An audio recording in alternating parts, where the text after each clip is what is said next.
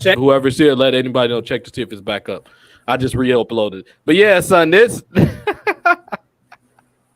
this man Vince, son, the lengths that he went to embarrass himself are classic. Like it's just absolutely classic, man.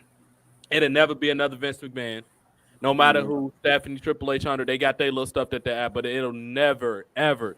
Tony Khan is a cuck SJW that let the Young Bucks and people like that control his show. Like, come on.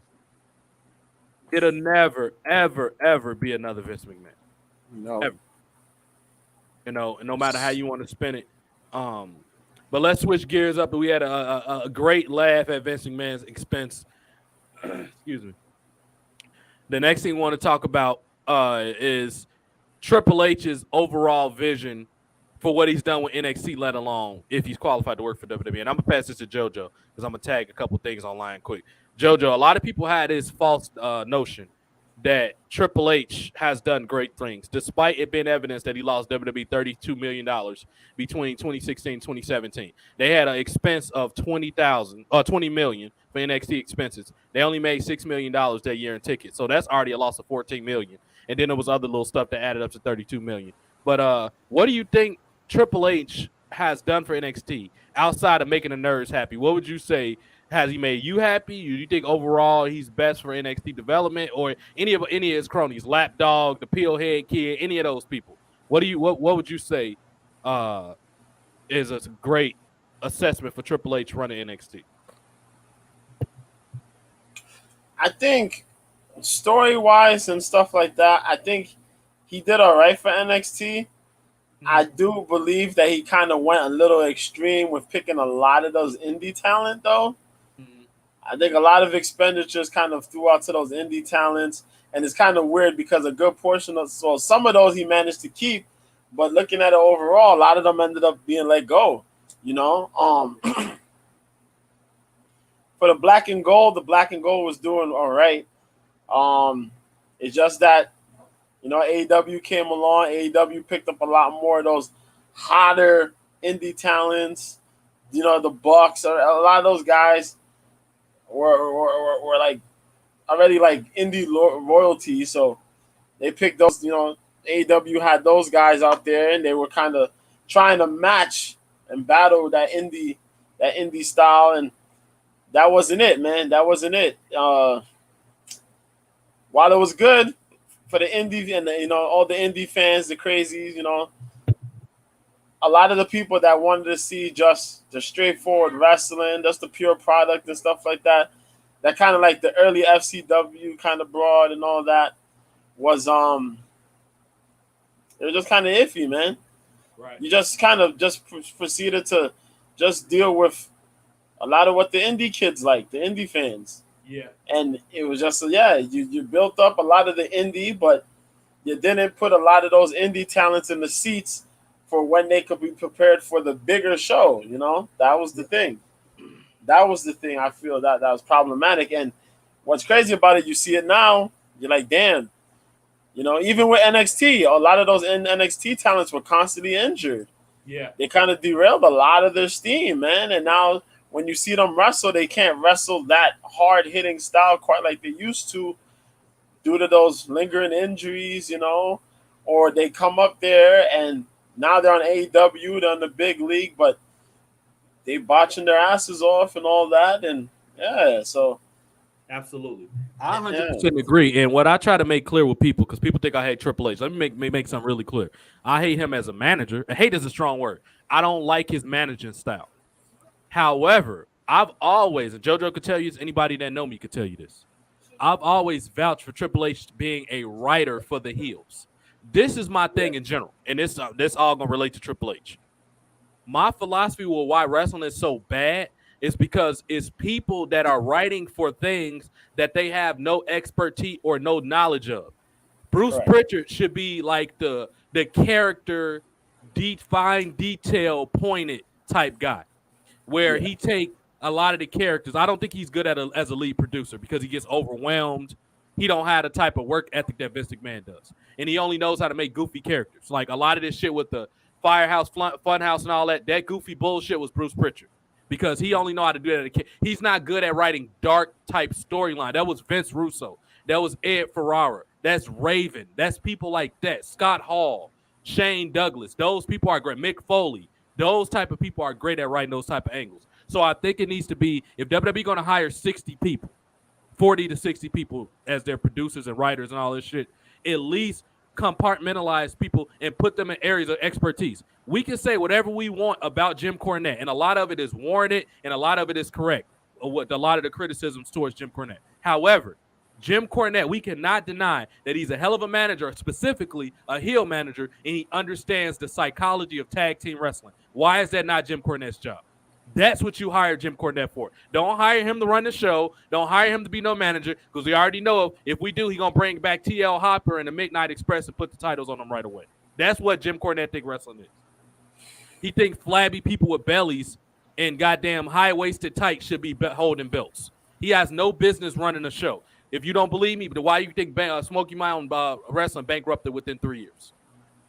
That type of bullshit was passe by the time 1992 rolled around. People wanted to see grunge music and ECW. The bar was starting to change. That's why WCW had to get on the boat. They was old school wrestling with an R2, but they had to get on boat and change stuff with that. Yeah. So I think compartmentalizing people in certain stuff. Like it should be a person that was a great Intercontinental Champion at Soul that should be running. Like Ric Flair should be over the Intercontinental title division. Or Ricky Steamboat. Somebody that's been there and done it. That's been you know what? I'll do you one better. The Honky Tonk Man should be over the Intercontinental because he's still alive. He's still in the business, and he's been a mentor to a lot of the wrestlers. Honky Tonk Man is one of the most successful character Intercontinental champions ever. He should be writing for the Intercontinental division. The United States division, who was a great? We got Lex Luger. Flair was a great U.S. champion. John Cena was a great U.S. champion. People like that should be consulting for the United States title. The tag team, we are talking a great women's champion. Somebody that's been Trish Stratus should be a great women's champion. Like somebody like that. She was a leader. People that's been there. The Sable should be a consultant. Sable to me should be the manager. If Sonny didn't have problems, she'd be good at this too. Sonny or Sable should be the manager of the valets, helping people like Maurice refine it, because Maurice is already pretty good, but refining and showing them, okay, this is how you be a bitchy heel. Because you know why? Because they were successful at it. Sable was the first mainstream women's champion, whether people want to accept it or not. She was. Yep. It didn't matter that she didn't have work rate. Guys watched that at 18, and we talk about this bullshit now. Meltzer and all you fucking jackoffs with this, the demo and all that stuff. Guess what the real fucking demo was? During the Attitude Era. Why do you think Vince Russo told them to put the women's title on Sable? Because he was looking at the 15-minute breakdowns, the chunks before the commercial breaks, and he was like, guess what? Bro, the guys that are in the 18 to 34 demo guys, they're watching Sable, bro. Why is she not the women's champion, bro? That's why Sable got the women's title, because of Vince Russo broke down the 15-minute breakdowns, and he saw that the ratings was going up when Sable was on TV. That's why she was the first women's champion. You know that the nice-looking oval, gold, and red women's belt, the real women's title, all this crap now, but the real one, the one that Chyna had, and all the women from 02 to 05, that great Ivory and Jazz Jackie, Molly Holly, all those people, that's the belt that I'm talking about. The real women's, as Ric Flair said, the real world champion. The first women's champion was Sable because of Vince Russo. And I ain't talking about, work rate. Now, that crap don't matter. I'm talking about the real woman to be successful. So much so, she sued WWE in 1999 for 2 reasons. Sexual assault from probably Vince, which I believe, and his cronies, Johnny Ace, people power. I'm pretty sure they did. Look at what they're going through now with this, why Vince had to retire. I'm sure it was true. And secondly, and most importantly, she sued them because she was just as big as draw as Stone Cold Steve Austin was, and they were not paying her commensurate money. That's why she left in 1999. They wanted her to say, they tried to pay her stupid money to. She said, no, I want to get paid what Austin get paid. Showed it Chyna. Chyna made the argument later on, but she couldn't prove that she had the drawing ability that Sable did. She was as big of a draw as Stone Cold Steve Austin was. That's how good Sable was. So they were smart enough. That's why I said you got to compartmentalize people with their specialties. Triple H is a great heel wrestler, a great heel character. That's who he should be working with. How the hell was he not behind Damian Sandow? Was Damian Sandow not another Hunter Hearst Helmsley? Look at the character. Yeah. He should have been behind that guy getting the world title versus trying to bury him because of his ego. Do you supposed to have guys like the big dudes, Scott Steiner and all these big guys that were quick and mobile? Well, Vader's gone. Foley was quick and mobile. He should be working with guys like Brian Breaker. Maybe Scott Steiner should be brought in to work with those big athletic strong, the Bobby Roodes and the Bobby Ladd, those athletic powerhouse wrestler type. You have a guy like Scott Steiner help them out, or Scott Hall when he was alive. He was helping out guys too. He was a big advocate of Eva Marie. Scott Hall helped Eva Marie a lot as a writer. Now, I don't know who's training Omos, but Kevin Nash, you always talking about the day wrestling died is when Eddie and Benoit ended that WrestleMania with the titles. Okay, you're one to talk when you can't even teach Omos how to do a basic body slam. Did you see that man struggling that Money in the Bank trying to? I definitely seen. Are you kidding me? I seen that and I didn't get it at all. Yeah. And I'm Nash. If you're gonna sit here and be on your high horse and talk this bullshit, at least train Omos properly. I'm not saying he got to be moving like goddamn AJ Styles. I'm just saying this man can't even do a damn body slam. That's like elementary. That's like you being an accountant and you don't know how to do division. Does that make any goddamn sense? Like this man, like, come on. Yeah. So I don't hate Triple H. I just don't think Triple H is a good manager because he don't have not only the psychology, the proper psychology for the business. He's too selfish to be a manager. When you're a manager, you have to be strict, stern, but also a smart businessman, like a Vince McMahon. We can say whatever we want about the Carter family. However, they some type of way kept money going into Impact Wrestling. I don't know how they did it, but they had money going there for quite a while with them losing money. Some type of way they got to deal with Access TV. I don't know how, and I'm sure Jared had something to do with that. He helped broker it in some type of way because he has connection with TV networks from working with his dad down in Mid-South Wrestling and all that type of stuff, Memphis Wrestling. I'm sure King probably helped them a little bit too. Probably not directly, but behind the scenes, some type of way. So they found some type of way to keep pumping money into Impact. I don't know how they did it or why they're doing it, but they did it. Speaking of NWA, let's finally move on. JoJo. The thing I'm most excited, and I took off work this weekend. I took a personal day because I'm going to be home Saturday. Usually I wouldn't. The last couple pay-per-views, I did not take off because I didn't bother to care. I didn't even take off for WrestleMania. I didn't cover WrestleMania until like Monday on my Twitch. I didn't bother to take it because I didn't care to watch it. However, this weekend, the thing that pushed me to call off was this Ric Flairs last match. For good or bad, I have to be home to watch this. Because we can say whatever you want. The people in the match, you can debate that to the cows come on. Whatever. It shouldn't have been these people. Shouldn't have been that people. I'm interested to see if this is going to be great or a disaster. Either way, I want to see this. And also, SummerSlam is going to have its moment stuff in here. Allegedly, it's supposed to be TV 14, so hopefully we get some surprises, maybe some returns, some debuts. Something of note hopefully happens. But I wouldn't hold my breath. I wouldn't be surprised if WWE does absolutely nothing beyond what's already advertised on the card. I wouldn't be surprised.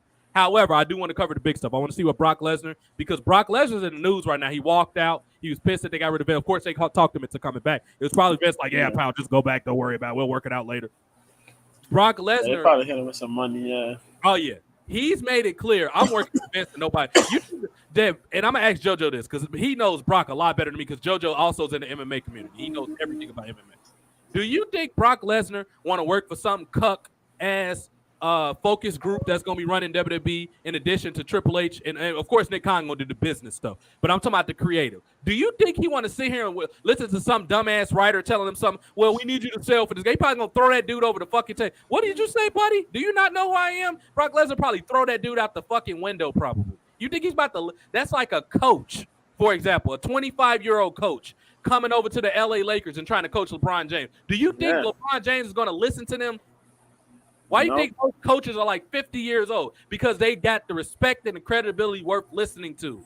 They're not going to listen to some 25-year-old out of college-ass writer. Brock Lesnar has done good business dealings with, and he know Triple H don't like him. He know deep down inside Triple H is jealous of him. What more proof do y'all need? Remember when Brock Lesnar returned in 2012? Remember that cage match at Extreme Rules against Triple H? Sorry, not at the cage. He won the cage match. Remember when he wrestled Triple H at WrestleMania? Who won Brock Lesnar and Triple H? You don't think Brock Lesnar know that type of bullshit is in Triple H's head? He's not going to work for fucking Triple H. Not if Vince not there, he's not. He came back because of Paul Heyman and Vince McMahon. With Paul Heyman not having Vince there, they're going to trump him. You already know Stephanie don't even like Paul Heyman. Why do you think she became the head writer for SmackDown in 2003? Who was it before that? Wasn't it fucking Paul Heyman? They usurped him out of his spot when he was there. He know they're going to try to take him out when he leaves. They're going for Vince's whole regime. They want Johnny Ace gone. They talking about getting rid of of all people. Goddamn, you can make fun of his teeth and all that, but he's a great producer. Kevin Dunn. Kevin Dunn gonna hit the road. Kevin Dunn, the production garbage. Yeah, Kevin Dunn. They're gonna shoot Kevin Dunn out there, man. Oh, they're gonna take Kevin Dunn out. Pritchard gonna probably be out. You're gonna take Dunn out. Who else is gonna be out? P.S. Michael Hayes probably gone. That's probably mixy. Probably 20.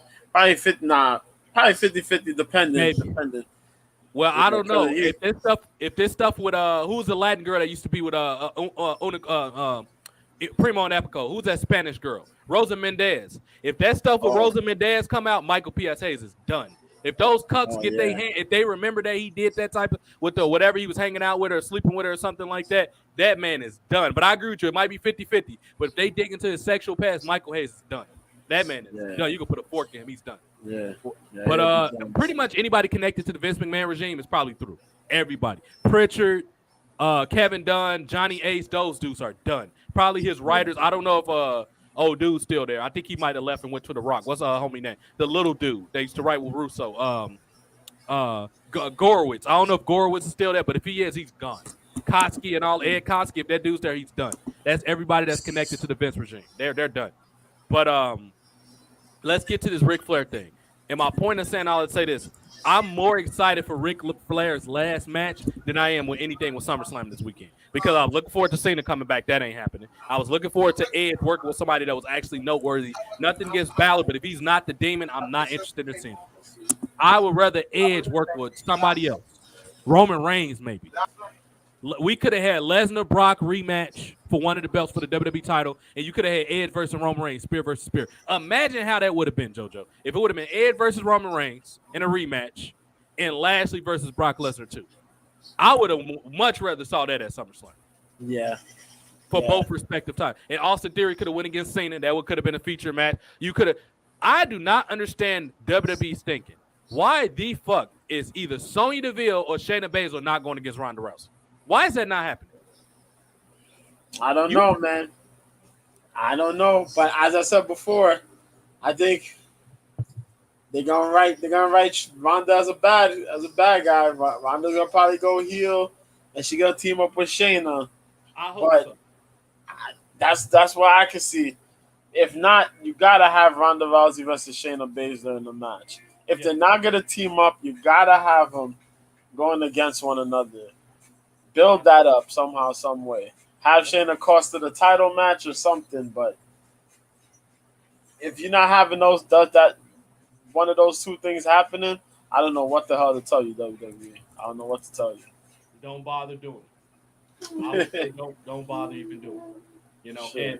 But I don't understand it. As great of an athlete and an asset to the LGBT, it's a lot of ways you can work this with WWE. I do not understand their misuse of Sonya Deville. I'll never would. Y'all in a culture right now. Y'all in this culture where y'all want SJWs and LGBT inclusion. Is that not what Sonya Deville is?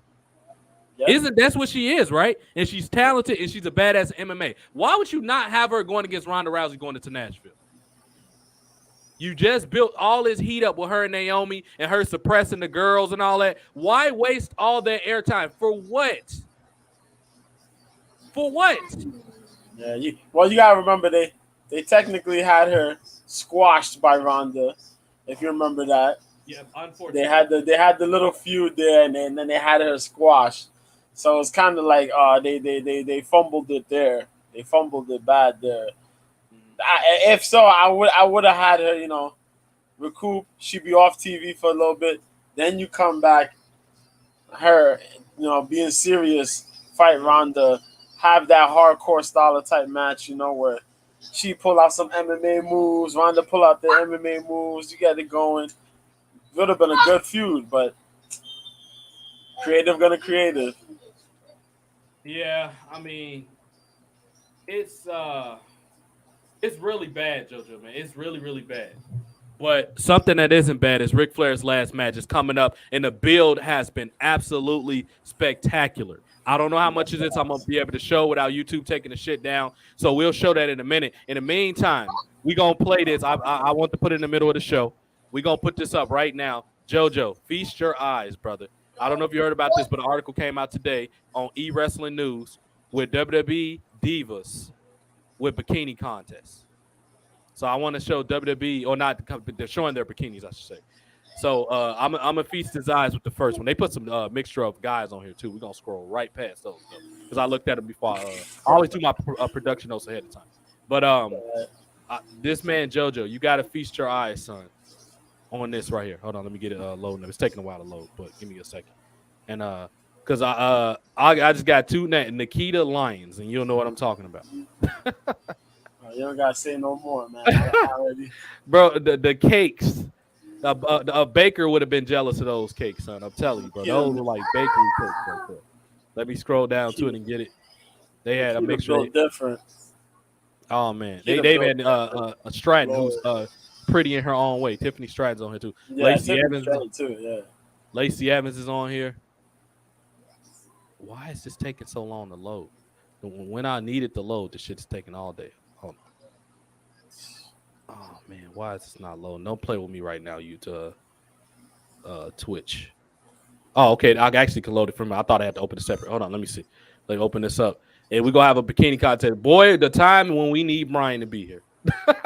Brian, this is the perfect time for Brian to be here right now. This man would have had the butter ready on deck. He would have had the butter on deck, Dojo. Okay, do you see the screen? Yeah, I see. Okay, JoJo. We got to put the best for first. They usually say the best for last. And I don't know if my man Victor or anybody, but y'all need to be up in here right now, son. JoJo.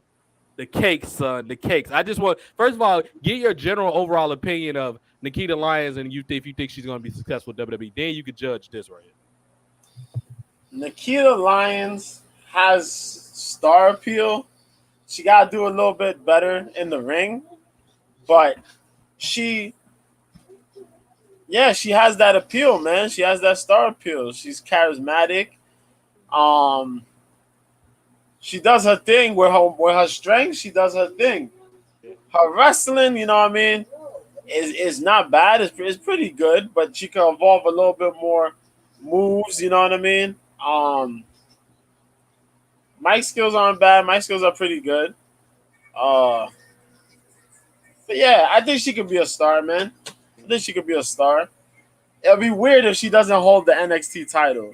You know what I mean? Yeah, I would be. Yeah, it would be weird if she's not the champion. If she's not, you know what I mean, during her run there in NXT. But I can see her being a WWE diva, women's champion. I was gonna say divas champion. Jesus, women's champion. If Nick Khan has some say so, I don't know if you ever seen her before because she's been in the NXT system.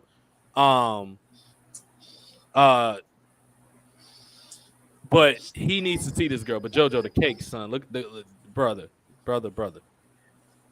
I know. Son, word to mother on this one, for real.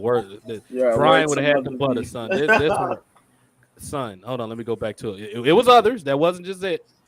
Where did it go? Hold on. Let me go to the fuck what Dave Meltzer talking about. Let me go back to my history. That was crazy because I seen that and I was like, yo, I didn't really pay attention to the fact that she was wrestling in WoW. Yeah, she was the Lion. Yeah.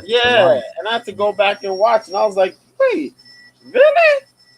I was like, damn. Yep. I done missed this. Yeah. She ain't had them cakes yet, but she was still gorgeous though. She was nice. She was nice. Xbox, would y'all move this shit? Carmella, now you talking about somebody that haven't lost their touch. Carmella, yeah. Carmella is come on, red. Every man likes red. Look at this here. Carmella is not for a skinny girl. Yeah, she got some work. What you think, JoJo? I see that. Let me go back. She got some work for a little small chick. What's that there? Oh no, I don't see it on the screen. Oh, it ain't on the screen? Oh, hold on. I think I captured the wrong one. Hold on. Wrong capture. It was the wrong one captured. Hold on. Okay, here we go. Yes, Carmella ain't half bad, man. For a petite girl, come on.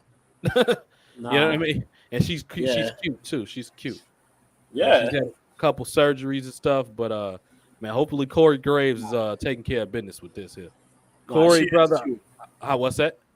Nah, she cute. She got it going on, man. Carmella definitely got it going on. Absolutely. And Cora Jade in a couple years might be straight, man. You go look Cora Jade right here. You see this? That ain't bad. She got the little cute devil heart on her. Yeah, Cora, she's all of 22 or 21, but man, Cora Jade is yeah, son. That's you can make it happen with Cora Jade. She's a little cute. Hey, that's what I be talking about. Cora Jade is attractive, but they got her out there looking like some little high school girl, man. Right. That's not it. Let her look. And maybe she just don't want to be put in that mix. Maybe she just want to be the punk rock. It could be her idea. So if it's her idea, cool. But if it ain't, come on, WWE. If it ain't her idea, come on now. Come on. You know what I mean? She out there as the skater girl. Let me be a skater. If you a skater girl, you're a skater girl. Cool. But you can make that. Oh yeah, we'll make that work. Oh, need I say more? I know you know who this is. Yeah. Like, yeah, we know that's the Mandy. That's the Look, bro. Okay, let me ask you a question. Mandy. When the last time you saw a white girl fill their jeans out like this, JoJo? Bruh, and that's all natural too. She works out. That's not no butt chopping. You'll be able to tell her. Yeah, that's power squatting, man. Oh, bruh. She just made. I think she not no regular white girl. She ain't Becky from Wisconsin. She got ethnic, and it's how you can tell when white women. And I ain't trying to be racist. It's just the truth. You know she's ethnic. Well, first of all, Mandy Rose is part Italian. You know she's one of the most gorgeous Italian women. She has to be mixed with something else too. She's one of the most gorgeous, just naturally beautiful women I've ever seen in my life. That's on TV. And a lot of people, unfortunately, wrestling is not as popular as it used to be, so a lot of people don't see her. But dude, I'm pretty sure people that watch goddamn regular TV shows would think she's probably one of the most beautiful women. Like, bro, look, come on, bro, legs, small waist, come on, bro. Yeah, I used to watch her and Sonya Deville's training videos on YouTube through YouTube and shit like that, and some of them on now on Twitter. Someone on Twitter, yeah. Right. They hit the squats. They doing squats. They doing lifts and keep in mind, her and Sonya Deville eats donuts. They both eat donuts. It don't look like they do, but they big donut eaters. Yeah, they own a donut shop. They own brand of donuts. Yeah. Yep. Bruh. Oh, and we even got something for the more conservative. Charlotte looking nice. Y'all gonna stop hating on Charlotte. Charlotte looks business-like. Yeah, she's tall and all that. Charlotte is good for her. She's good in her own way. I'm gonna need y'all to get off Charlotte. My homies, y'all be a little too harsh on Charlotte. Charlotte is the real deal, son. She ain't my speed, but she's unique in her own way. You know what I mean? Andrade ain't complaining, so yeah. She looks business. She looks business-like right there. This is what a world's champion supposed to wear. That's a nice outfit. Yeah. Tez and Bianca represent that NBC Sports. It's like a car thing, but they always what a powerful black couple, man. They so proud. Two great athletes. They doing their thing, man. She looking good at the world title. Ted should have the tag belts, but that's a whole other story. That would have been looked even better. They like Jeff Jarrett. Is that Jeff Jarrett? I think that's Jarrett. And is that a Bella? Is that a Bella? That's a Bella, but that's not Jeff. Oh, that's not Jeff Jarrett? This dude definitely looks like Jeff Jarrett. Yeah. Yeah, Bianca doing her thing, representing with the world's title. Good for you, B. Yep. This is who is this one here? Oh, that's Wendy Cho. Yeah, Wendy Cho look good. Yeah, you wouldn't have never thought she was that witch lady. Yeah, that's Wendy Cho. Yeah, Cho look good. What you think of Wendy Cho, JoJo? Is Cho a go? Cho's a go. That's Wendy Cho or Xia Li? Let me look at the tag. It's Wendy Cho, the real Wendy. That's Instagram. Yep, that's Wendy Cho. Oh shit, that's Wendy Cho. That's Wendy Cho. Yeah, Wendy's out. No, wait a second. I have seen Wendy. Yeah, Wendy's good, man. She usually wears the pajamas. Remember, she's got the pajamas gimmick going on. Yeah. I remember when she was the little ghost lady. Yeah. And I was like, I wanted to see that paint off. And then when she became the little pajama lady, I was like, okay, we gotta see more Wendy. Wendy got it going. Wendy's okay. Wendy Cho is a ghost, son. You know what's funny? that reveal is equivalent when the first time I saw Su Young. Remember how gorgeous Su Young was when you first saw her? Can you hear me? Who? Su Young. Remember how gorgeous Su Young was when you Oh first? yeah, Su Young. Yeah. When she took that paint off, bro. I'm like, that woman is gorgeous. She's a good person. She's a Yeah. sweetheart too. She comes in my Twitch from time to time. She's a good girl. Now, but Tiffany Stratton, not bad. I didn't realize that she was decent looking. This Tiffany Stratton. No, yeah. Tiffany Stratton is cute. Tiffany Stratton is cute. Tiffany Stratton is hella ripped though. Oh yeah, Hella ripped, but that's because of gymnastics. Oh yeah, that tennis. I think it's some money to be made with her down the line. We'll see where it goes. Obviously, she just got to become another athlete. Unless she start using the tennis racket as a weapon, I don't see how much legs that got outside of NXT. But only time will tell. Yeah, Tiffany Stratton, she's nice. Yeah, she's nice. I used to jokingly call her Tiffany Strap-on, but that was before I saw how she looked. I never saw Photoshop or whatever. Lacey Evans. Look at Lacey. Yeah, Lacey's a nice little conservative chick. Yeah, nice little chick. Her and her kids hanging out, having a good time. Yeah, look, Lacey Evans. Their little baby. Lacey's dope. Lacey's cool. Yeah, and her husband. I'm cool with Lacey. Yeah. We already saw Lions. Who was this here? That's this is Xia Li right here. There's Xia. Yeah, that's Xia Li. Damn, I ain't know Xia Li look like that. I'm so used to that's wearing what I was telling you. Damn. That's why I was like, wait a second, is that Xia Li or Wendy Chu? Yeah, Xia Li, man. Xia Li has changed, boy. She has changed. Remember when she looked when she was first in the NXT and she had the little red on and then she left and then she came back? Yeah. That was her since then, man. That's been her since then. Just leaned out, man. Man, amazing. And I wouldn't want to fight her. She'll probably kick the shit out of you in a fight with that karate. Yes. I wouldn't take her lightly, obviously. Raquel, man, wow. Brian. This is when Brian should have been here. I should. Let me send Brian a link to the email. Let me email Brian real quick and see. He got all the 10 minutes to get his ass on here. But let me send Brian a link because Brian, he's missing out. You know, that's Brian's girl. He loves Raquel Gonzalez. Yeah. I love Raquel myself, man. Man. And she with Braun, I think. I think she date Braun right now. Strowman? I think so. Wow. Good for Strowman. Yeah. Okay, good for Strowman. I didn't know she was dating Braun Strowman. Yeah, good for her. Okay, let me send this to Brian real quick, and we're going to keep it moving, y'all, because he'll be upset if I didn't attempt to send it to him. Because my man Brian, he might still be at work. He might not be able to see it till later, but Brian, his eyeballs would be very happy. He loves that's a Texas girl, you know. Brian is a Texas boy, so he loves that. Yeah, Raquel's not bad. I realized that she had some shape on her. Yeah, she's not bad. Yeah, she's got that fit look, but she's not bad though. I don't know why they turned her into a regular ass plain news reporter, Raquel Rodriguez. Like, come on, bro, really? Look at Dana. Dana's another one. She ain't need all that surgery. Dana's cute. Oh yeah. Got something for the ladies. Got the Zion Quinn for the ladies, the handsome fella. Man, modern day. That ain't the best makeup job she got, but she's nice. She's nice. She's passable. JC Jane. That's modern day Vanessa Bourne. Remember JoJo? I remember JoJo. Do you remember the?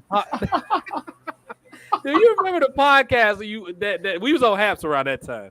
Do you remember that podcast where you was like, TJ, son, wait till we do the show later, because I don't think I watched that episode for whatever reason. I don't think it was an interesting episode.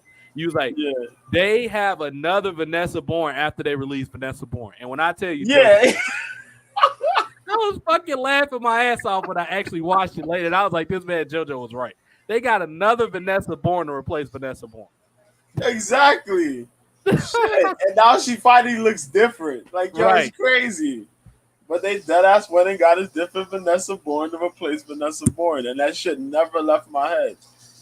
Crazy, man. Lash Legend is pretty for a big ass glamazon chick. That's a pretty girl. Bro, is this not like Megan Thee Stallion? Like, come on, other than the butt, but still, like, this woman looks like a big Naomi or something. She's gorgeous. Gorgeous girl. They gotta have her ease up on the makeup, man.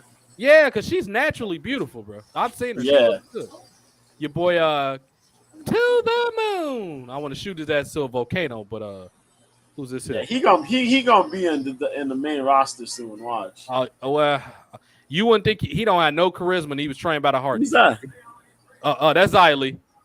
Oh, That's okay. Xylee. Just a different shot. Them leggings, yeah, nice leggings.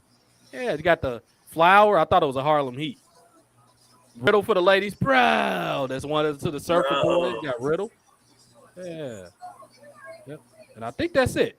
Yeah, that's pretty much it. Now we had enough breathing room. Hopefully, we had some time to show this some of this Ric Flair. I might have to skip through some of it because clearly YouTube just took us the fuck down. So, but I want to show y'all this because it was so well produced. It was so well produced.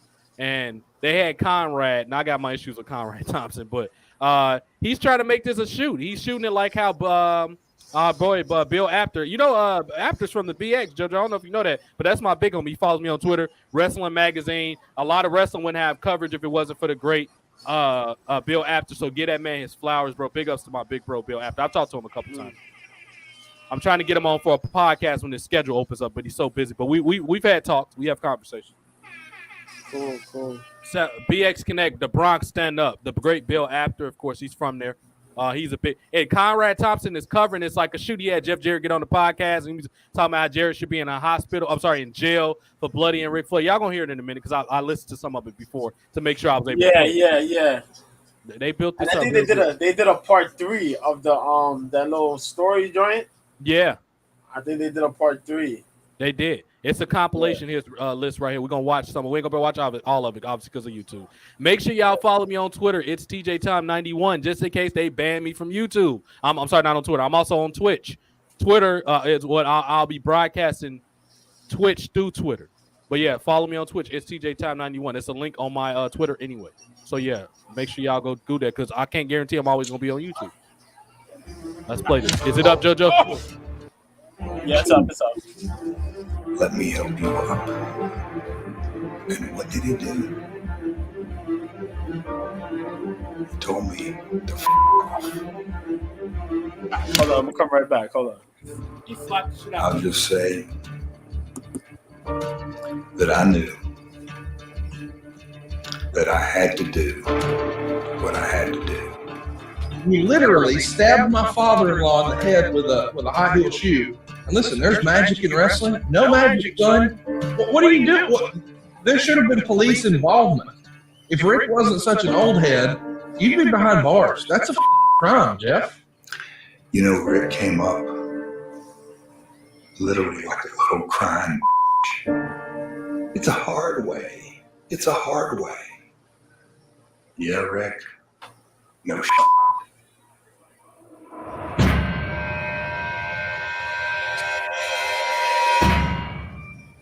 Biggest mistake you can make is to leave a man. All right, let's let it breathe in between. I might just play the audio for a bit because fucking YouTube are douchebags. And I'm going to wait for JoJo to come back. I'm going to put myself full screen until JoJo comes back. As y'all can see, the great graphic that I made for the show. SummerSlam is going down. We'll run that crowd down quick. I still can't believe Layla allowed her stuff, but we got some on here for the guys to look at. Okay, Layla. I'm here. That was one of the best SummerSlams. I don't know if you don't know if there you go. You took your green screen down or whatever, but we'll let it breathe in between segments. The believer, JoJo, I'm more excited about this segment than any other segment happening in wrestling right now. What say you? This is the only real, outside of Brock Lesnar and Reigns, this is the only rivalry that has the history, the emotional connection, and that's why I'm going to hover over this for a second right here. Jay Lethal and Ric Flair have history. Look at the photo on the right side. And I got to smooth out my green screen because I see that staticky looking shit. I got to smooth it out later on. But Ric Flair and Lethal about 15 years ago in Impact. This has history. But because they weren't in the same company, many places beyond this, since up until this point, you didn't know about it. Ric Flair has a lot of respect for Jay Lethal. You don't believe me? Watch the workout video where he was put. Before this became official with the Ric Flair last match, when it was just the idea, he just wanted to get in there with Lethal just to roll around in the ring. Matter of fact, I'll just find the video quickly so y'all can believe what I'm talking. Ric Flair has always respected Jay Lethal. He purposely chose to train with Jay Lethal because I don't know if y'all know just a little bit of history. This segment right now with him and Ric Flair on this picture that I have on the that was not a planned segment on Impact. Kevin Nash told Jay Lethal, he heard him in the background playing around as Macho Man, and he said, dude, go out there next week and do that. And him and Russo sat with Jay Lethal, and they wrote it. They just told Ric Flair he was going to have a promo with a young guy. They didn't tell him it was going to be Jay Lethal. They sent him out there. He did the whole, did I? He did all, and Ric Flair was impressed, and ever since then, they've had a relationship. You could tell. Remember doing the thing when Ric Flair was smirking, when he was trying not to break character? He was so damn impressed that Jay Lethal was able to imitate him like that. That's when all of this started. This started in 2008. This was 14 years ago. That's why I took a damn day off work for this. I was like, I got to be home for that. I have to be home for that on Saturday. I think it's Saturday. It's either Saturday or Sunday, but either way, I'm going to watch it. And Ric Flair working out. I just got to show you.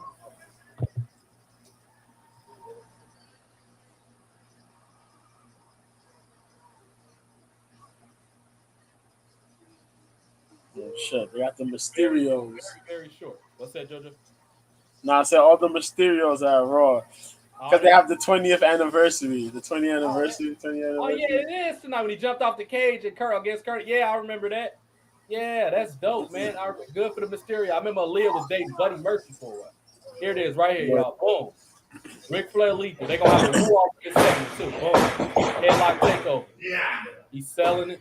This is Flair before they made the match official. He was just playing around the ring with Jay Lethal.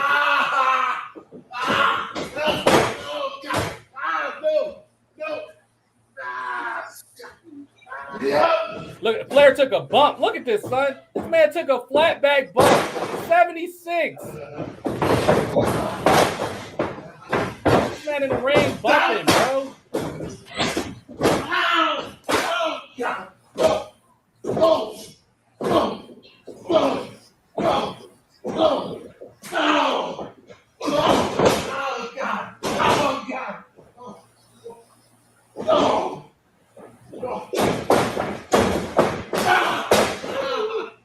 Flair going into woo mode.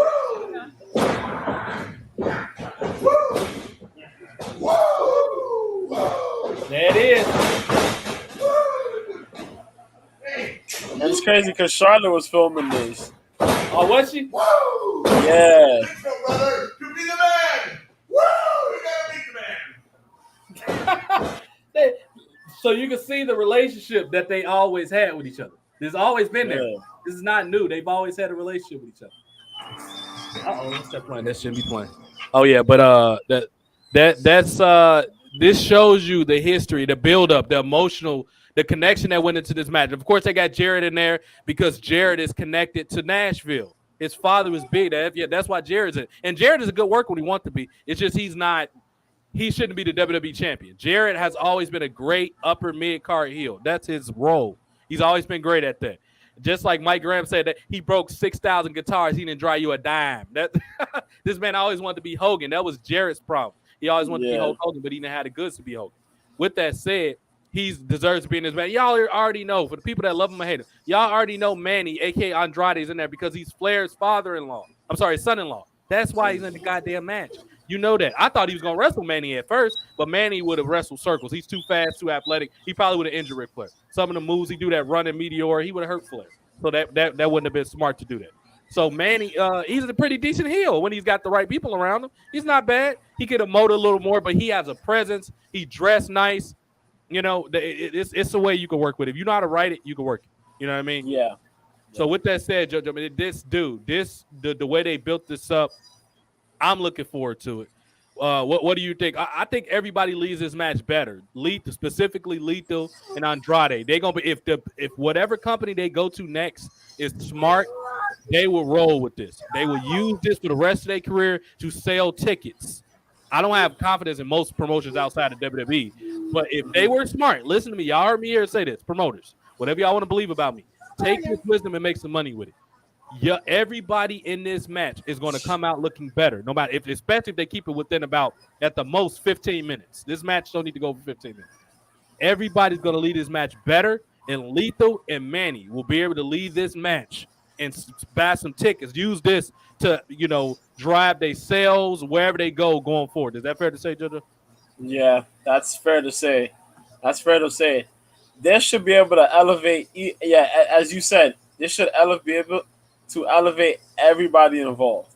Seriously, elevate everybody involved, as well as people notice the cinematography for these promos and use that to build better promos, better camera work, better things.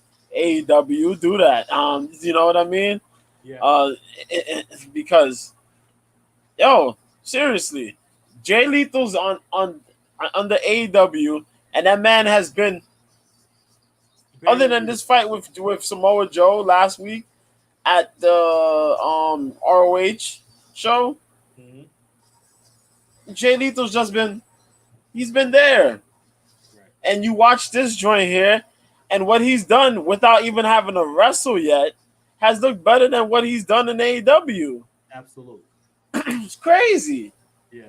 Like, come on now, man. This shit is crazy. There's no promotion that's holding this event down, really. And this shit is doing better than what most of these promotions are putting out right now as far as storytelling Even goes. WWE. Even WWE. Yeah. This joint got me more. The more days go by, the more I'm intrigued to go watch this. Right. I want to see it. Win, lose, or draw, whatever happens, I want to watch it now. Right. Before, I thought it was like, okay, this is going to be some silly thing. Ric Flair's old and senile. He's going out his mind.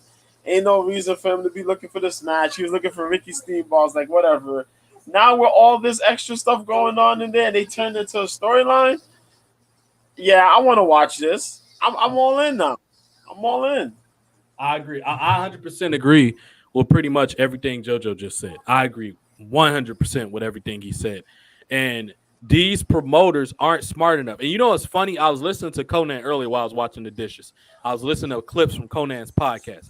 And they have a mailbag segment, which when we get more traction with chat and all that, I'm going to add that later on when we start doing mailbags. That'll come in the future. Y'all got to keep in mind, we only been back for 2 weeks. We just got back to doing this. Thursday will be our second week back doing this. Me and JoJo and y'all will see it's going to keep developing and better. We already great storytellers, but the visual part of the show will keep improving as more technology become available to me and all that good stuff. But right now we're doing pretty good with green screens and all this shit and mics. This is a quality mic. This is a Blue Yeti. This is one of the best mics in the market that I'm talking about. That's why y'all can hear me so clearly. But and also I got like 3 different type of headphones I can switch in and out and all this shit. I need certain cords for it. I got these good ass Bluetooth headphones, but I need a cord for it. With that said, these promotions are not smart enough to capitalize on this. And I was listening to Conan earlier, and Conan made a good point because somebody called into his mailbag on his show, and they were like, do you think the reason that Jay Lethal hasn't been used properly is because CM Punk is with AEW, and he used to, and Jay Lethal used to date his girl. They both dated AJ Lee. And I was like, I start to think like, man, that makes sense now. Some mailbag person asked JoJo that do you think Jay Lethal's getting minimized because CM Punk has Tony Khan's ear and they both dated AJ at one point? And I never thought, like, man, that actually makes a good point. We already know CM Punk's kind of petty. We already know that. Yo, I forgot about that. I forgot all about that. Yeah, he did used to date. Yeah, AJ. He trained AJ Lee. Yep, yeah, he had. Yeah. Mm-hmm. Yeah, because AJ Lee's from New Jersey. She's from Jersey. She's from out there in Jersey. People think yo, you know what? She's from Jersey. Go ahead. You know what? I wouldn't doubt it. Yeah. Look what happened to your man. Look what happened to what's his name? Oh my God. CM. What's this dude's name, man? They used to roll with CM Punk. CM Punk. Colt Cabana. There you go. Colt Cabana was on AEW, and they shifted him away. Now you know they had a lawsuit. You know they had a lawsuit thing going on, right? Yeah, with WWE. Yeah, and then I think Punk got mad because Cabana started talking about it publicly. He was like, "No, they gonna use this against us." And you know, Colt Cabana did his own thing. He was hard headed and put that rub Punk the wrong way. And they've had beef with each other since then. He sued him. He sued Colt Cabana. Yeah, he sued Colt. Yeah, and then all of a sudden, you seen how Colt was there. Now all of a sudden, Colt magically disappeared. Colt's been. I don't remember. Colt hasn't been on Dynamite or Rampage. I thought he was with the Dork Order. He ain't with the Dork Order no more? Okay. He was, and if anything, he's probably on Dark. He probably wrestles on Dark because I haven't seen him in any match on Dynamite or Rampage since. Wow. It's not even been weeks. It's been months. And this is the guy that gave them the platform to sell their shirts with Pro Wrestling Tees, which is Exactly. It's from the north side of Chicago. I've been there several times. I'm from Chicago. That's his joint. That's his joint. Absolutely. And he showed up on Ring of Honor. He had a match in Ring of Honor. Crazy, boy. Yeah. Crazy. So maybe it's some political backstage stuff going on with these people involved with this situation. But I'm just going to say this, just like I said about Triple H. They need to stop having these they need to stop all these people with influence on wrestling companies. They need to stop putting their petty differences over good business sense. It makes everybody look bad. Everybody involved suffers and look worse when you do that. It's not smart to put your personal beliefs in front of good business. You shouldn't be doing that. But I mean, it obviously doesn't stop them doing it. Let's watch a little more of this. I might pretty good, maybe another 10 to 12 minutes. Let's watch a little more of this Flair thing. I got something funny for JoJo. I'm just going to play it. I'm not going to say it is. We're going to start having flashback promo segments on my show. I ain't going to tell him what it is because I want him to naturally react to it. But I'm going to put up on the screen, and he's going to see exactly what I'm talking about. I wanted to have funny tweets, but I don't think we got enough time for that because I like to do it a certain way. So I say that to Thursday. I'm going to make a note so we do that because Thursday is a longer show. We've added additional about 2 hours to Thursday. So we'll do that because I'm off on Thursdays. So we'll do Thursday. Let's play a little more because I didn't want to play the whole thing concurrently because YouTube is going to take the video down. That's why I talked in between, put parts up. We're going to play all of this at some point over the next before Saturday. Y'all have been seeing this whole thing. We just got to do it in clips because y'all know how YouTube is, y'all. I would like to play it concurrently, but we can't. Even though we talking over, they still being petty assholes. So we got to do it this way. So let's play a little more of this, and then we'll say the rest for Thursday, and then we'll do a little bit. I'm going to do a show probably either early on Saturday or late on Friday. I got to see when JoJo's available. And we'll do more of a last-minute predictions of all the matches from Ric Flair's last match and SummerSlam. We're going to do both. Right. Like narrated by Darius Rucker. Yep. That's the dude, lead singer of Hootie and the Blowfish. Get the fuck out of here. Wow, that's great. Yeah. I'm more motivated now than I was before. But it really is a fucking gift in life to be able to wrestle with my son-in-law, who has helped me regain the confidence that I've had beat out of me. And Lethal and Jared, when you guys see this, you guys got nothing in common. You don't even know each other. This is fucking family. This is real. Feel it. And he's a bad motherfucker. And it's my son-in-law. This man Flair is putting everything he can into this performance. I don't know wars.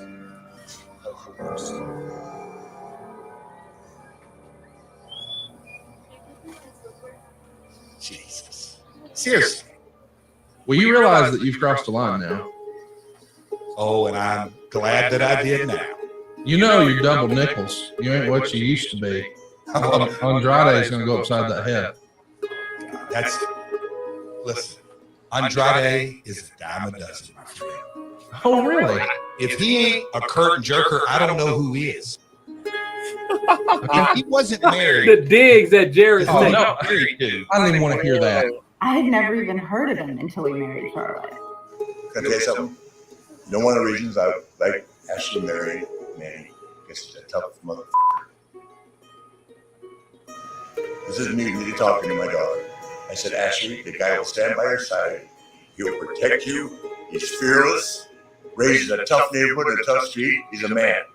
For now, it's about family. I fight for my family. And now, I fight for the family Flair. Andrade is a goddamn man. A man and a half. Okay, we're gonna stop at this so it don't go too long. Bro, just the build-up. They got Karen Jarrett involved. They got Charlotte involved. All these people that wanted to make sense, that's been around the wrestling company so long, where they have the ability, and JoJo shaking his head because he knows what I'm talking about. This is why me and JoJo had a connection that we have. He has the knowledge. I have the experience when it comes to wrestling. I have the knowledge too, but he knows, if not just as much, maybe more than me when it comes to wrestling, more the details, because he watched more wrestling overall. I just watch mostly the mainstream, and I focus on. I know some stuff about the indies that I need to know about it, but he's overall more knowledgeable. And this is why we able to do this show together, because I got the experience, he has the knowledge, and he's shaking his head. It's just something about when you know a good story is being told. And I didn't even have to finish it. JoJo was shaking his head. He get what I'm talking about. When you put a good segment together when everything makes sense, it makes the overall better product better. Who would have thought Karen Jarrett, who hasn't been relevant since Kurt Angle and Jeff Jarrett was feuding over her, would it resurface? Who would have thought David Crockett? We haven't seen that motherfucker since WCW. It's my playpen and it's my way. They killed my father's company. That was in fucking 2006 or something. David Crockett was brought back for this. The man that his father started NWA, what we call WCW. WCW got rebranded later, but it's under the NWA umbrella. It was always that way. The old school, Dusty Rhodes, Ric Flair, the Road Warriors, Lex Luger. That's NWA back in the 80s. All these people, the perfect cards are in play to make this make perfect sense. You couldn't write who would have thought a card that was put together at the last minute will be better and have more emotional connection and more hype than fucking WWE? What's the noteworthy thing with SummerSlam this weekend? It's not none of the matches on the card, unfortunately. Even the WWE title the Undisputed Championship, not as relevant. The story with WWE going into SummerSlam weekend is Vince McMahon's retirement, Vince McMahon's affair. That's what how is that the story that usurps your pay-per-view? Yeah. What is that a sign of? And I'm pretty sure JoJo, and I want his opinion on this. That's a sign that controversy will always sell more than wrestling matches. Yep. Drama will always sell more than wrestling matches. I don't know how many times I need to say this to y'all. Y'all can call me crazy. You call me what you want. Just say I'm right when I'm right. That's all I need you to do. Even WWE know I'm right. They had flunkies watch my YouTube stuff, and y'all say, "Oh, you only got that many views." Okay, I don't have to have that many views. But guess what? People stole my damn ideas, and they use them right now to either better their podcast or they use them on their TV show. The Hurt Business, whether you want to believe it or not, was my idea. It came from my show. I wish I still had to record. I would prove it to y'all that it was there.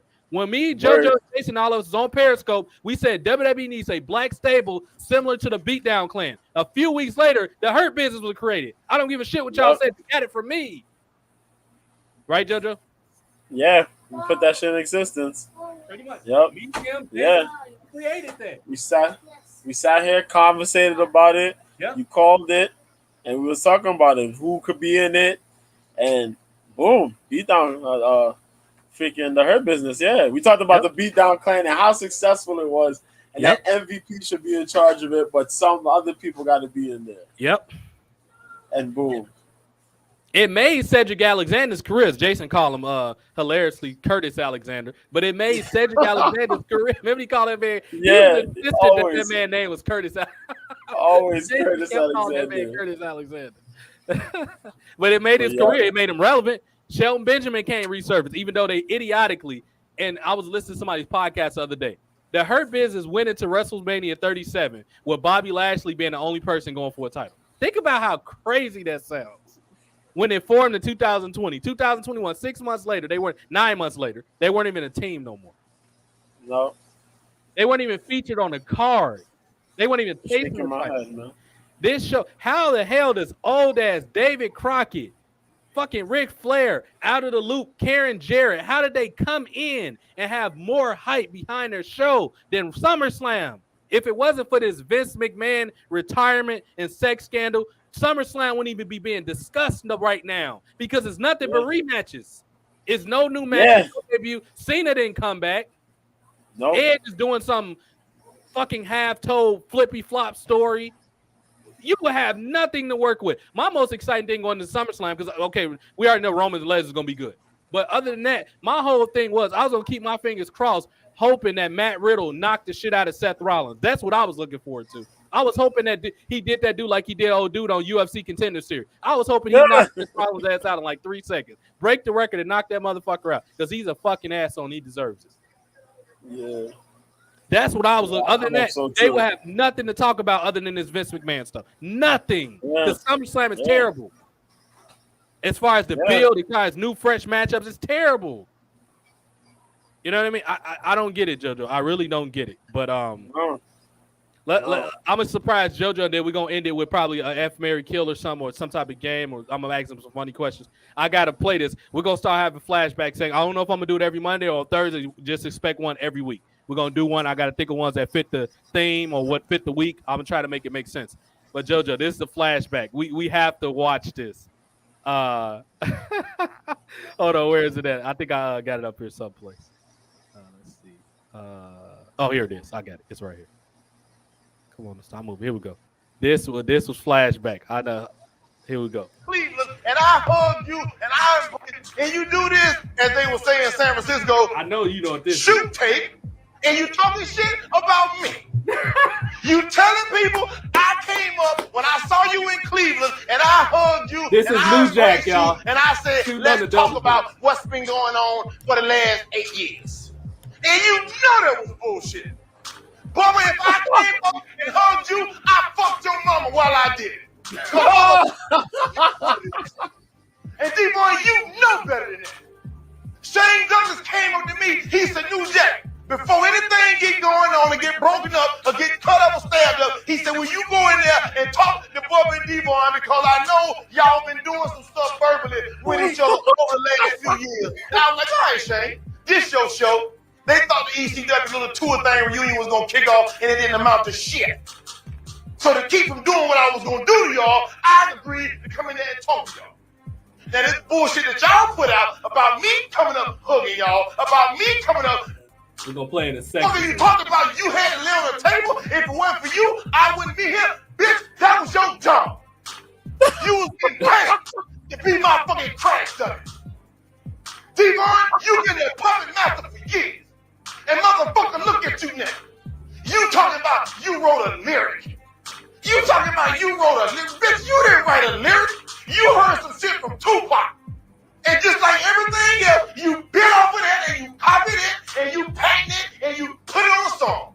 Motherfucker, your career and your life is so bullshit till it ain't funny. The only thing original about you and Bubba's bitch's ass is your motherfucking fingerprint. The rest of you is phony, motherfuckers. You can find it. I can tell you that for years. You go to WWE and do your little bullshit thing. Bitch, you didn't go up there on talent. You won like a WWE lottery. They had money to give away for a few years, and they paid you two little fuck motherfuckers. And then, Bubba, you gonna dry snitch. You gonna dry snitch. You gonna say, oh yeah, we had New Jack in the ring, and yada, yada, yada, and he was always on something. Bitch, anybody that ever knew me knew I snorted coke before my match. I was going up 30 feet and diving off shit. Because it was just, I just felt like doing it. Come on now. Oh, we was always something, Bubba. You started with me and Dickie one night. Hold on, let me pause it for a second, Judge. I just want to bring this up. Yo. Look at that man's eyes, bro. Is he high as fuck as he doing the promo? Yo, he high as hell, man. He don't give a damn. That man he don't give a Urkel damn. Pants, son. He high at Steve Urkel. His eyes red as fuck as he cut that promo. Vic, and I don't know if y'all all said, but this was a great promo. Like an independent dude did this. I just want y'all to dig that dope ass hip hop beat that's playing over his promo, bro. That just made it better. Bro. This man in like the fucking Marcy Project somewhere, man. This man in New Jack City got this promo in this dark ass hallway. This is pro wrestling. That's what wrestling's for. This was probably one of the better promos, and this was like he was for real talking about it, but he was also promoting the show. Yeah. But the shit on Bubba and Devon, bro. Oh my god. This is the funniest part when he talked about Bubba Ray Red in the backyard when he's freaking out from getting high on cocaine. He said, "You did the spinner or whatever." In the basement in Atlanta. Did you forget about that? You forgot about when you hit it and you got paranoid. You said, "Jack, why do I feel like this?" I said, "That's called paranoia, Bubba." You said, "Jack, why is my heart beating fast?" I said, "That's called uncut, Bubba." When you heard your daughter start screaming and laid out in the grass and started kicking like you was breakdancing, and me and Dickie had to hold your ass and restrain you. I said, "You said, Jack, what's wrong with me?" I said, "That's called you about to die, Bubba." Did you forget about that? And you gonna act that boy up in fucking Philly? Oh, the New Jack said I can't fight. Bitch, you can't fight.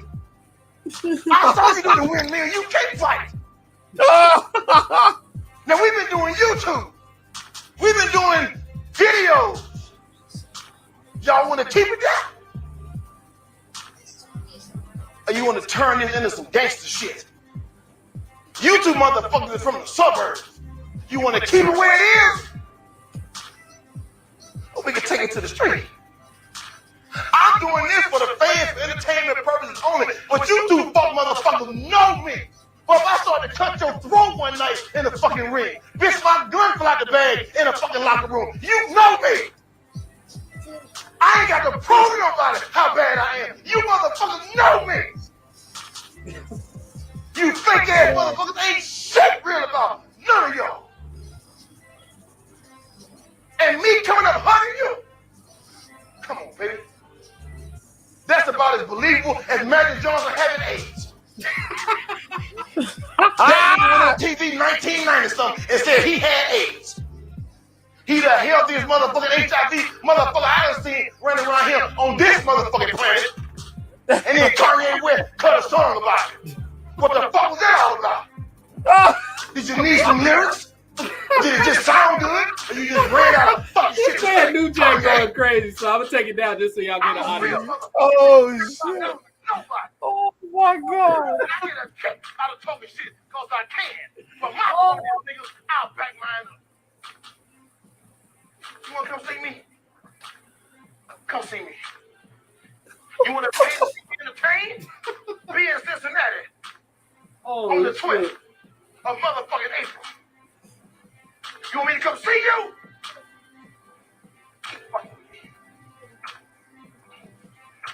Y'all know me. I don't give a fuck. Never gave a fuck. Never will give a fuck. But the fans don't like me. Fuck you.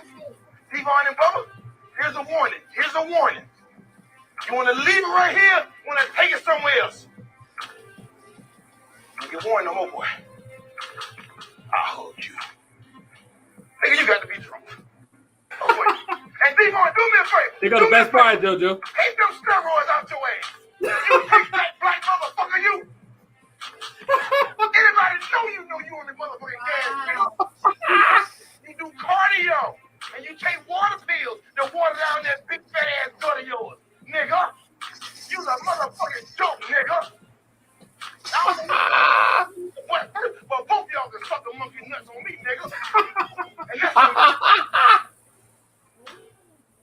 He said, "Get the What's your ass, nigga?" JoJo. You know what make me think of that? Remember that time the last time we watched that video, we was on Haps. Remember you was like, JoJo, son, Devon had those traps. Remember you was talking about even. Yeah. Motherfucker had these traps, boy. He had Brock Lesnar traps. How, boy? How? Oh, my brother. Testify. Them joints rose up to his ears, boy. What the? Oh, shit. There was no way. This man was just sitting there lifting weights his whole. Nah, man. That dude ballooned up out of nowhere. Yo. Hey, JoJo, is it fair to say he was hanging out with a TRT Vitor? He was at. He was hanging out. He was selling. He fell in the bag. Yeah, he fell in the. He fell right in that supply bag, right in his workout bag. He just got hit with all the TRT, all the steroids, and is just straight up dying butt shots, man. With all that TRT and fucking steroids, boy. Oh shit! Hey, so that man Devon. Hey, they need to start a faction. Anybody that's watching, let's start a new faction. We go put Devon Dudley, Vitor Bel. How you saying that? Vitor. Yeah, Vitor Belfort. Vitor Belfort and Billy Gunn. They're gonna be called the PED crew. They're gonna make a new faction. They need to debut in wrestling. Had them go over to AEW and beat up all the midgets. And all them do, because you know that man Billy Gunn off all the shit, bro. He got the candy bags. That man got. We're not even gonna talk about that, boy. 50-something years old. He got traps too, boy. That man built like this. He built like this. His shoulders is to his ears. Like, yo, boy, that man is man. He got everything. He on everything. Like Mike Epps said, he on everything. Oh yeah, that man off the shit, bro. Because Devon fat as hell. Now I remember he came out in 2015, bro. That man was so fat, bro. He was so and his arms weren't all that big. His arms went down. Yep. The arm mass went down, man. I compared to them big old boulders. Them big ass boulders he had in like 08, 09. Yeah. Big ass monster shits. He got cut out of nowhere. I'm trying to find a picture. That shit is crazy, That bro. man was cut like fresh grade cocaine, bro. That man was. JoJo was like, "Come on, son. That man, nobody looks like that." Nobody. Hell no. Not in that time period, bro. Look at this shit. I don't know why I can't get this to blow up, but he was buff as fuck right here. Look at that man's shoulders, bro. He got peaks like Mount Olympus. Look at this shit. Right here. Here go one. Look at this man, bro. Look at this shit. Is it showing on the screen when I'm doing it? Yeah, it's showing. Look at this man, bro. This was after he left WWE when he was like pudgy and shit. This man is buff as fuck. You know he was off that shit. That's why. Then when he took the straps down, you see that? Nah, man. This man was unreal, bro. This man looks 20 years old. Look at this shit. He looks 20 right here. He got the Testify shirt on. Look at this. TRT Divas, son. Out of bounds, bro. Unfortunately, we got to get out of here, though, y'all, because I'm pushing it today. I got to get going. It's 8:28. I gave y'all extra like 15, 20 minutes. We'll be back Thursday to follow up with the Vince stuff and everything else. I want to thank JoJo, as always, for bringing the greatness to the show, man. Like him or hate him, man. Vince McMahon made this business, son. And it's going to be weird without Vince McMahon being here. And we're going to end the segment with Devon Dudley, as always. This man was talking about masturbation, son. Hold on, son. This man was talking about masturbation. One second. In the meantime, did you want to talk about real briefly anything that's going on with MMA London, just real quick, or how people can find it or watch it, and then we'll do more of the analytics on Thursday for that show. Or Well, if whatever. anything, man, there's a pay-per-view this weekend. This coming weekend, this Saturday, UFC 277, headlined by the rematch between Amanda Nunes and Juliana Pena. They're gonna have the rematch. Pena beat her in the first fight. I don't know how the hell it happened. I'm still shocked it happened. The co-main event is an interim flyweight title fight between Brandon Moreno and Kai Kara France. There's a whole bunch of other good fights on the card as well. We can talk about it a little bit more on Thursday. Yeah. Sure. But yeah, that's what's gonna go down. What else? Oh yeah, the Contender Series is tomorrow. They're gonna have a couple fights. It's supposed to be 5 fights or 4 fights, but one of the fights got scratched because homie missed weight by 10 pounds. Other than that, that's all that's going on, man. Okay. But yeah, I'm looking forward to a lot of this wrestling going down, man. Hell yeah. And we're going to talk about it more on Thursday because that'll be closer to Saturday. We just want to briefly go over it today. We also going to talk about Raw. We're going to talk about everything. That's why it's a longer show. Well, we obviously don't have time to talk about Raw. I'm already pushing it a little bit. I got to hop in the shower quick. Yeah. Get ready for work. But last week I had with this Divine lead with this, but we're gonna have more throwback promos. I just thought the first one had to be New Jack. RP to New Jack too. I was like, I'm about to add this on the show, son. That man New Jack was going crazy.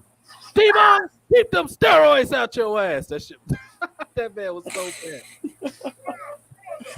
Dad, yo, that is. And as we always end the show, y'all. Hell yeah. All right, son. I'll talk to you Thursday. Thank you. All right, then, TJ. All right, then, folks. The whole crew, y'all. Be easy, man. Keep it flexible, man. And for all my haters, I ain't said this in a while, man. I got one request for JoJo before I die, man. Bury me face down so all my haters can kiss my ass. That's all I'm going to say. All right, yo. Peace out, man. Later, y'all. Jedi!